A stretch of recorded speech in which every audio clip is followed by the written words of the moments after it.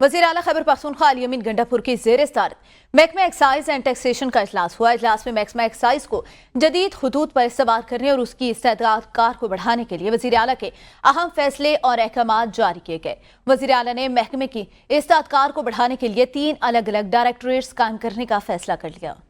इस हवाले से आपको आगाह करें कि महकमे की इस्तेदाद कार को बढ़ाने के लिए 3 अलग डायरेक्टरेट्स कायम करने का फैसला किया गया है। मज़ीद बात करेंगे नुमाइंदा ABN न्यूज़ मोहम्मद फयाज से। फयाज मज़ीद बताएगा।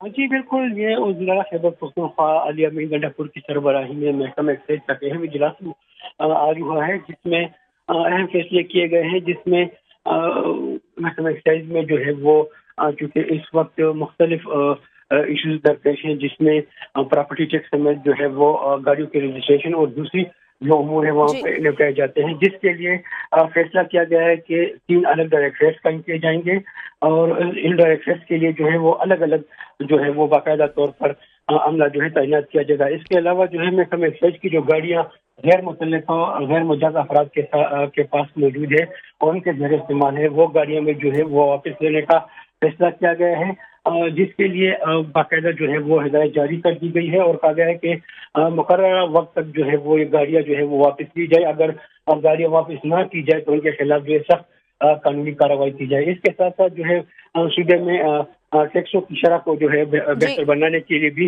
इकदाम उठाने का फैसला किया गया है और इसके साथ साथ जो है वो टैक्सों की मद में जो है वो सही, बहुत शुक्रिया फयाज।